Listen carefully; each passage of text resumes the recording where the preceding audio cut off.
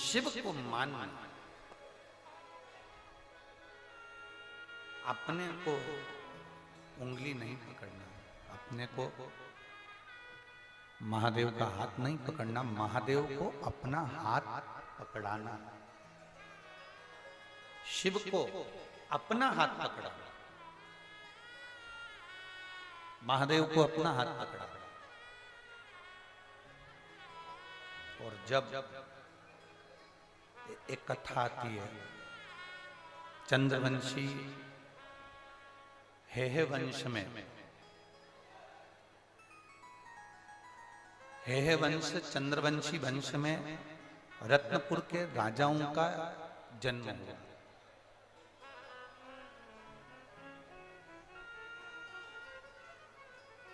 हेहे वंश चंद्रवंशी में रत्नपुर के राजाओं का जन्म हुआ।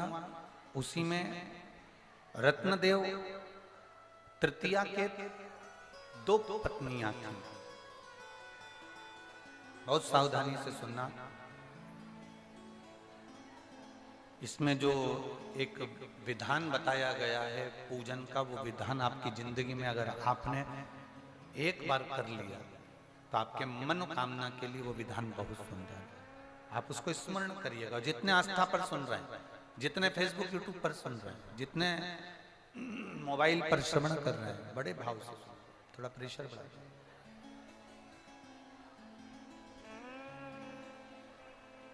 चंद्रवंशियों में हेहे वंश के अंतर्गत रत्नपुर के राजाओं में रत्नदेव तृतीया के दो धर्मपत्नी थी।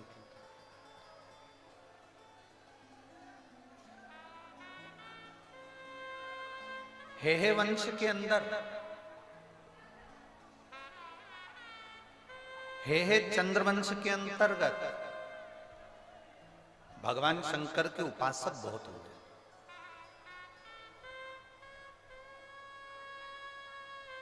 हेहे चंद्रवंश के अंतर्गत जैसे माता अहिल्या ने मंदिरों का निर्माण करवाया था, वैसे ही हेहे चंद्रवंश के अंतर्गत चंद्रवंशियों ने, हेहे वंशियों ने भी भगवान के कई मंदिरों का, शंकर मंदिरों का निर्माण करवाया था। ऐसे हेहे चंद्रवंशी रहे।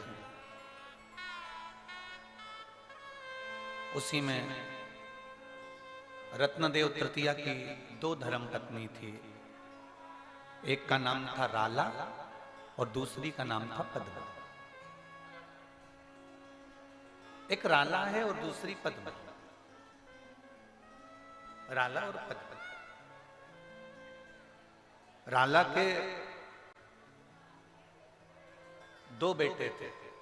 एक का नाम था संप्रद और दूसरा का नाम था जीजा। एक का नाम संप्रद है और दूसरे का नाम है जीजा। राला के दो बेटे हैं, संप्रद और जीजा। और पद्मा का एक बेटा है जिसका नाम था खड़गदेव। खड़गदेव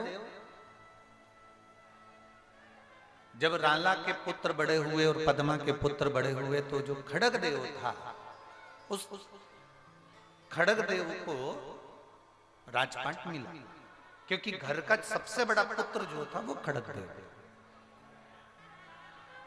अब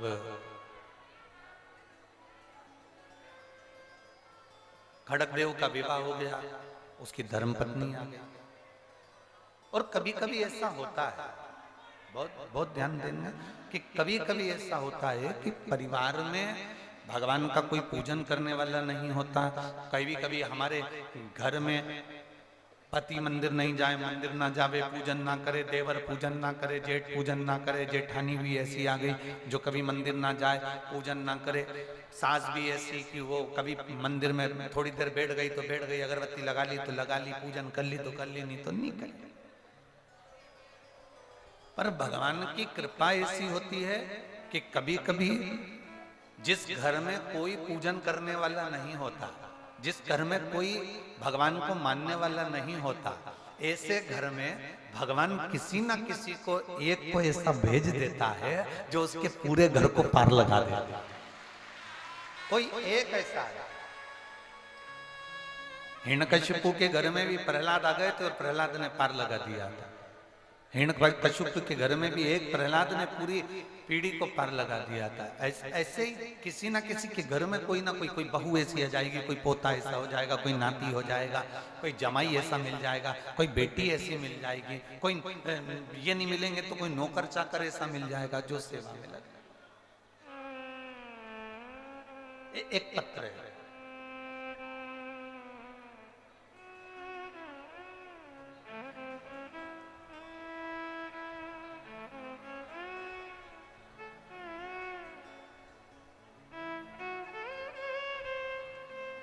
मेरा नाम भोला राम है। मैं कोडरमा जिला झारखंड के केडिया धर्म कांटा से हूँ। मेरा नाम भोला राम है। मैं कोडरमा जिला झारखंड केडिया धर्म कांटा से हूँ। सही नाम बोला? ठीक है। कहीं बैठे हों भोला राम जी तो हाथ हिला सकते हैं। कहीं भोला राम जी बैठे हों तो हाथ हिला सकते हैं। मैं भोला राम कोडरमा जिला झारखंड केडिया धर्म कांटा से। मुझे कैंसर हो गया था। आप लोग पत्र पढ़ें एलईडी पर, आस्था चैनल पर और मोबाइल पर। मुझे कैंसर हो गया था और कैंसर के बाद में एक तरफ लकवा मार दिया था। कैंसर भी हो गया और लकवा भी लग गया। अब बाबा का मैं क्या गुणगान करूं गुरुदेव। मुझे साल 2021 में 22 में ब्लड जाना प्रारंभ हो गया। डॉक्टर ने मुझे ऑपरेशन के लिए बोल दिया, जिसके लिए मुझे 2.5 लाख रुपए की जरूरत थी, लेकिन मैं उतने पैसे लेकर नहीं गया था, जिसके लिए मुझे वापस अपने गांव में आना पड़ा। जब मैं गांव में वापस आ गया, किसी ने मुझे बताया, कोई अभी आपको कहा था कि कोई ऐसा मिल जाता है जो आपको सतमार्ग बता देता है। किसी ने मुझे बताया कि तुम रोज शिव जी के 1 लोटा जल चढ़ाने जाया करो। सियोर वाला महाराज बोलता है 1 लोटा जल सारी समस्या का हल।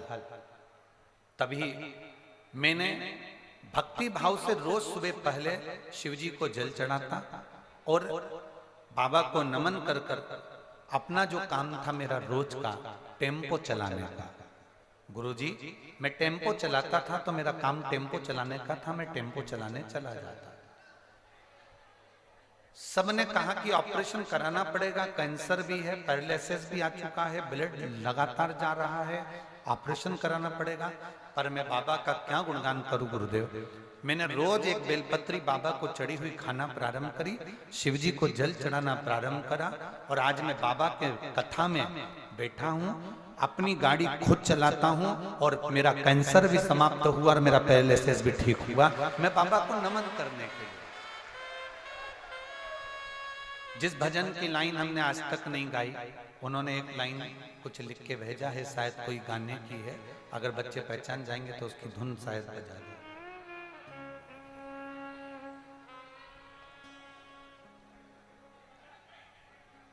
ये रिश्ता तेरा मेरा सबसे निराला, तू मेरा बाबा मैं तेरा लाला। रिश्ता तेरा मेरा सबसे निराला।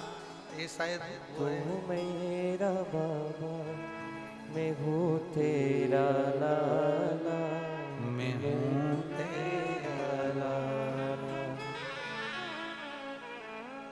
तू मेरा बाबा मैं हूँ तेरा लाला, मैं हूँ तेरा लाला।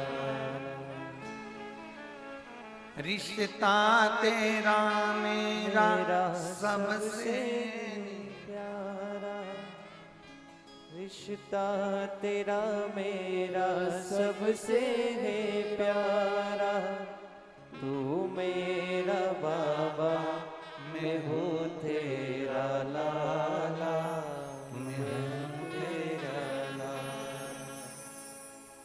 एक बार वापस। रिश्ता तेरा मेरा सबसे है प्यारा, आप भी बोलो। रिश्ता तेरा मेरा सबसे है प्यारा, रिश्ता तेरा मेरा सबसे